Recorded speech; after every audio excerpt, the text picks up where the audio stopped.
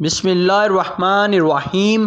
السلام علیکم ناظرین، اسلامی انفارمیشن اور واقعات کی ڈیلی سٹوریز کے لیے چینل سبسکرائب کر لیں۔ سرور کونین حضرت محمد صلی اللہ علیہ وآلہ وسلم کی مقدس تعلیمات نے پوری دنیا کو روشن کر دیا، قدرت کے چھپے ہوئے تمام راز بنی نوع انسان پر عیاں کر دیے اور انسان کو معبود کائنات کے احکامات کا حامل بنا کر خدا کا نائب بنا دیا۔ مطلع ایمان و یقین پر اشاق محمد صلی اللہ علیہ وآلہ وسلم کے اسماء گرامی میں سے ایک درخشندہ نام غازی علم دین شہید رحمۃ اللہ علیہ کا ہے۔ غازی علم دین شہید رحمۃ اللہ علیہ نے اپنی زندگی کا نذرانہ پیش کر کے مسلمانوں کو عشق محمد صلی اللہ علیہ وآلہ وسلم کی لازوال تڑپ عطا کر کے انہیں حب رسول صلی اللہ علیہ وآلہ وسلم کے تقاضوں سے آشنا کر دیا۔ شوق شہادت کی یہ سبیل آج بھی جاری و ساری ہے۔ جس دور میں غازی علم دین شہید رحمۃ اللہ علیہ نے راجپال کو واصل جہنم کیا تھا، وہ دور مسلمانوں کے لیے انتہائی گھٹن تھا۔ ہندو رہنما اور ہندو پریس اسلام اور حضور صلی اللہ علیہ وآلہ وسلم کے خلاف ہرزہ سرائیوں میں مصروف تھے۔ آریہ سماجی لیڈر شادھی اور سنگھٹن جیسی تحریکیں چلا کر مسلمانوں کے دلوں میں چرکے لگا رہے تھے۔ ان ہرزہ سرائیوں سے ان کا مقصد مسلمانوں کے دلوں میں عظمت شان مصطفیٰ صلی اللہ علیہ وآلہ وسلم کی متاع عزیز چھیننا تھا، تاکہ مسلمان ایک فعال اور عظمت اسلام کی ترجمان قوم کی حیثیت سے نہ ابھر سکیں۔ 1 نومبر 1927 کو لاہور کے ایک مطب ہندو کتب فروش راجپال نے نعوذ باللہ رنگیلا رسول کے نام سے رسوائے زمانہ کتاب کا شائع ہونا تھا کہ برصغیر کے مسلمانوں کے دلوں میں آتش گیز غضب بھڑک اٹھی۔ انہوں نے راجپال پر زور دیا کہ اس کتاب کو تلف کر دے، مگر راجپال نے سنی انسنی کر دی، جس پر مسلمانوں کے بڑے بڑے اجتماعات ہوئے۔ مسلم رہنما راجپال کو عدالت تک لے آئے۔ ابتدائی عدالتی کارروائی میں راجپال کو 6 ماہ قید اور 1000 روپے جرمانے کی سزا دی گئی، مگر جب ملزم کی طرف سے ہائی کورٹ میں اپیل کی گئی تو مطب ہندو چیف جسٹس سر شادی لال نے راجپال کو رہا کر دیا اور فیصلہ کیا کہ ایسی کتاب لکھنا کسی قانون کی خلاف ورزی نہیں۔ ہائی کورٹ کے اس فیصلے نے مسلمانوں کے جذبات کی الاؤ پر تیل کا کام دیا اور دیکھتے ہی دیکھتے برصغیر میں مسلمان راجپال اور اس کی کتاب کے خلاف اٹھ کھڑے ہوئے اور احتجاجی جلسوں اور جلوسوں کا سلسلہ شروع ہو گیا۔ اس سلسلے میں ایک عظیم الشان احتجاجی جلسہ 4 جولائی 1927 کو درگاہ شاہ محمد غوث کے بالمقابل حاطہ شیخ عبدالرحیم میں منعقد ہوا۔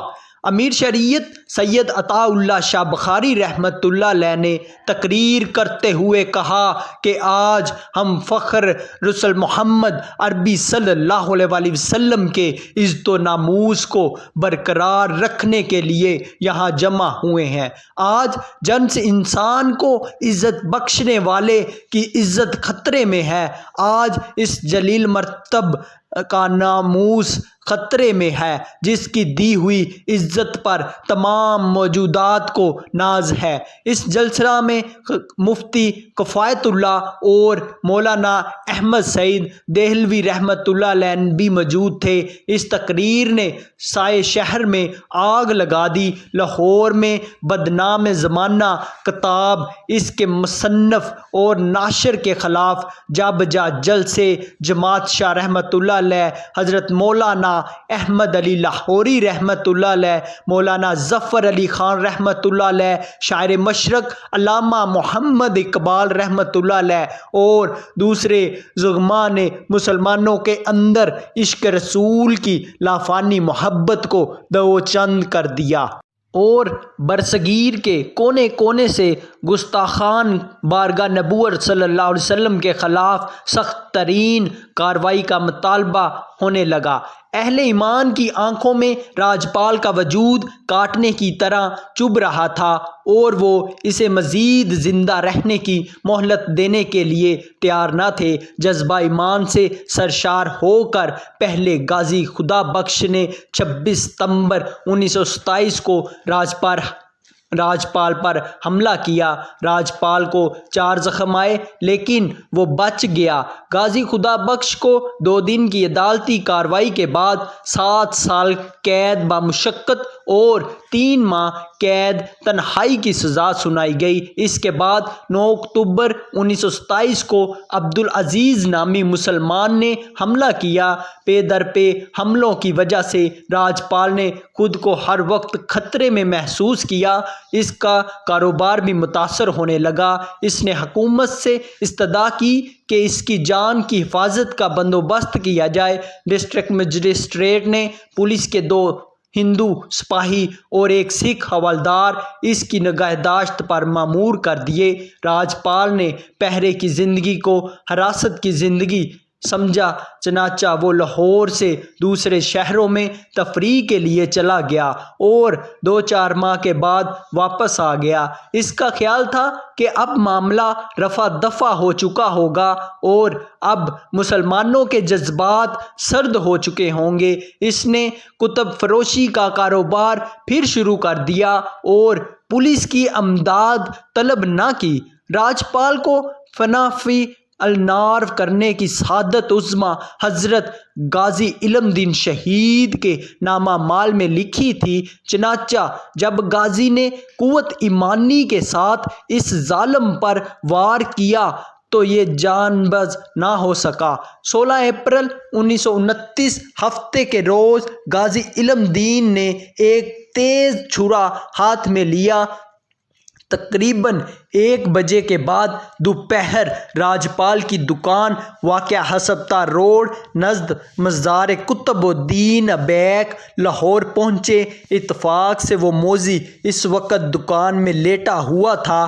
انہوں نے اسے للکارا اور کہا، اپنے جرم کی معافی مانگو، کتاب کو فوراً تلف کرنے کا وعدہ کرو اور آئندہ ایسی کمینی حرکتوں سے توبہ کرو ورنہ مقابلے کے لیے تیار ہو جاؤ۔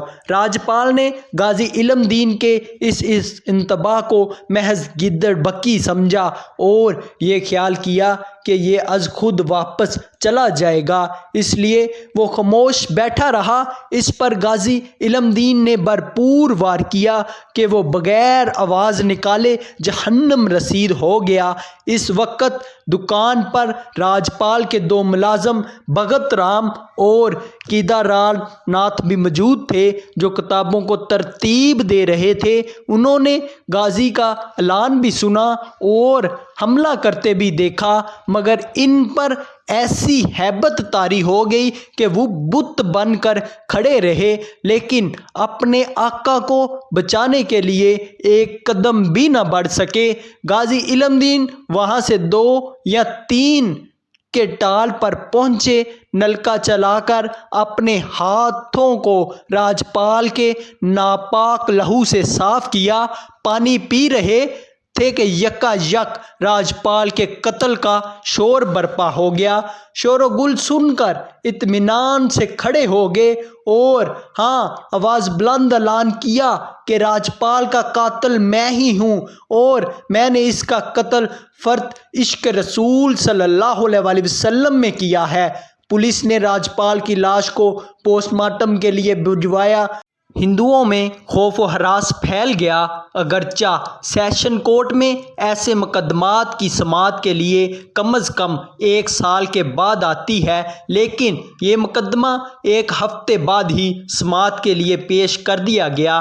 مجسٹر ٹیپ سیشن جج تھا مسٹر سلیم باریٹ لاد نے معقول اور مدل دلائل پیش کیے، لیکن عدالت نے غازی علم دین پر دفعہ 302 فرد جرم عائد کر کے 22 مئی 1929 کو پھانسی کی سزا کا حکم سنا دیا۔